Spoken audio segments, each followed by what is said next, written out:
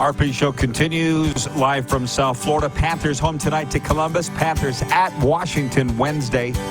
We're going to talk about that and other things with our next guest. Alum joins us from Washington Capitals TV broadcast. If you ever heard we're all created equal, never met this guy, Alum May. Sun shines on him most days, I think. 393 NHL games, TV star. How you doing, Al? What's new? I'm doing great. I'm just happy to get back into the rhythm of another hockey season. First month behind us, and hockey every night. It makes for a long off season last year. I didn't work a game from April 13th to October 13th, and now when I'm not working games, I'm watching games, so I'm happy. Good. Me too. And I got to ask you this. What are the craziest generalizations that you're seeing? And forget about the fans and social media. We hear from them. But the media, I feel, have kind of got Jay Woodcroft fired in Edmonton or on his way out. They've anointed people as coach of the year. Rick Tocchet are Cronin there in Anaheim. What's the wildest takeaways the first 11, 12 games you've seen? Well, I think the biggest thing with the media is they just jump on the bandwagon, and they don't remember this 2 months later when they start eviscerating teams. And at the start of the season, one of the things that George McPhee used to do with the Washington Capitals, how we would plan their schedule, is he didn't want to play any of the last place teams from last year because they always start out the season, they don't know how bad they are. And, if you go into a place and a team that hasn't been in the playoffs for a few years, and, the players come out and, they played pretty well the first month, and they surprise a lot of people with how they come out of the gate. Philadelphia, for example, Anaheim, for example. And you kind of want to get them when they come back to earth, if it happens. So, the craziest thing right now, did I expect Vancouver to be this good? You look at the roster, you have to think it's possible. And they needed structure and defensive structure. And I always get a kick out of the goalies. Goalies get blamed for everything. But I always blame it on coaching and who your defensive group is and what type of system are you playing? How good are your defensemen? And if you have a ragtag group of defensemen, your goaltenders are never going to look good because there's going to be seam passes, shots, the one-timer shots, the backdoor plays. That doesn't happen when you have good coaching and good defensemen. And it doesn't matter who the goaltenders are in Edmonton right now. And in Vancouver, everyone's saying Thatcher Demko is the best goalie in the league. Well, they've got a way, way, way, way better structure than they've had. And there's defensive accountability. And that's not just on the defenseman, that's on the forwards. So I think Rick Tocchet's done a great job of bringing structure to that team.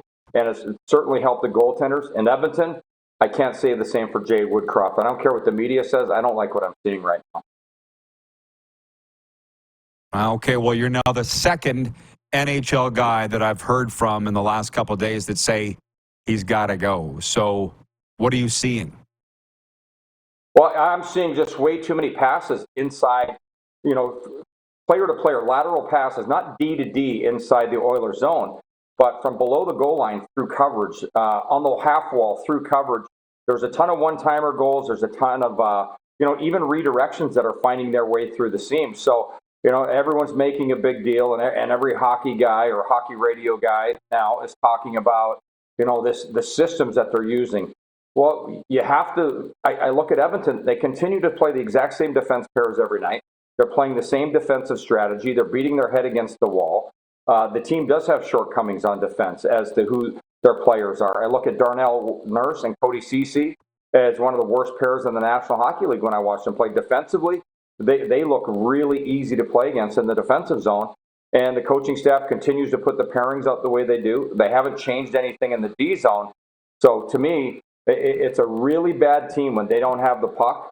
And I don't think you can blame the goaltenders there because I don't think Patrick Roy and Martin Brodeur would make a difference right now. I wonder what your measurables are on that because people talk about goals against. And, of course, I look at everything from a goalie perspective. And I'm like, what are the shots against? And these guys here with the Panthers have shown me the NHL.com analytics. It goes even deeper than shots against, right? Are there any analytics that you look at that support what you're saying, or do you need to see those analytics? I think the biggest thing, coaches have had their own analytics forever. And when you have that many passes going for your spot, you're not playing good defense. I don't know of anyone that tracks all of that. because I know expected goals doesn't win you a hockey game. Corsi doesn't win you a hockey game. Fenwick doesn't win you a hockey game.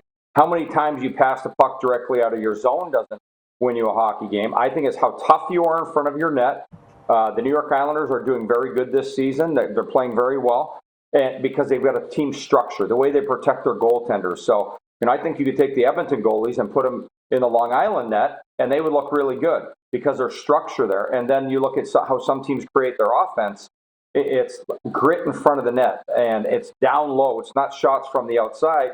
And I think when you're not playing very well, you're shooting the puck from the outside. When you're scoring and playing well and getting goals in bunches, you're at the net. You've got layers of players that are winning the race. They're not allowing themselves to get boxed out. And you look at the San Jose Sharks.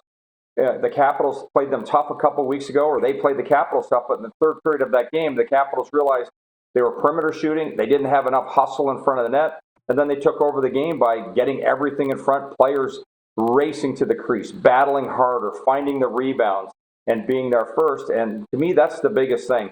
And it's a style of play in front of both nets that wins you hockey games. And within a team, they're tracking those things.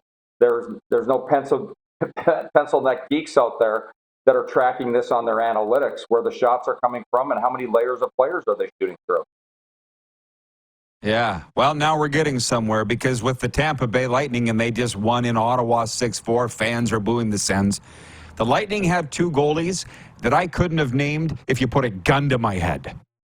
But they're winning games because of the way they're playing out front of the net, and they 190 feet the rest of the rink, right? And that's the thing that it drives me nuts that people don't see. What's also interesting, Al, I was just looking up, the Capitals are 5-4-1. That is the identical record of the Florida Panthers. You guys are 5th in the Metro. The Panthers are 7th in the Atlantic. I guess we're going to find out on Wednesday who's the better team, huh? Well, it's going to be who plays their style and the game that they want to play. Both players and some players not in the lineup. And it's going to be who way. The Capitals are a work in progress. The Panthers are a work in progress. As gritty as the Panthers played last year, I don't think. Oh, we lost him? Hey, we got him back? No? Okay, sorry, Al. Last I heard, you were breaking up as the Panthers are a gritty team, ... Continue if you can. Yeah, well, I don't think they could play the way they played in the playoffs last year all season long. They wouldn't have any players left. It was so courageous. It was physical, blocking shots every single night. So you kind of got to tone it down and play a speed game, but you still have a game in the middle of the ice. You look at the Tampa Bay Lightning. Their offense is from the middle of the ice. They can zing it side to side in the neutral zone, but when it comes to scoring goals, it's in the middle of the ice. Why do they win a couple Stanley Cups in a row? They've made it so you couldn't get to the middle of their ice. And I think with the Capitals, that's what they have to get back to, is playing in the middle of the ice to start scoring goals, because they're one of the worst teams in the National Hockey League at producing offense, and they're getting better in their D zone. They've got 3 young on the left side, 3 old on the right side. Now one of them, they've got to be better in their own. I look at the Los Gudas. They're without Ekblad. Those are 2 really important, especially right-handed defensemen. So they've got to kind of contain it in their own zone and protect their goaltenders as well, because I don't care how good your goaltending is. If you're allowing passes and too many slot shots, you're not going to win games. So we will see who the better team of these 2 teams is on Wednesday.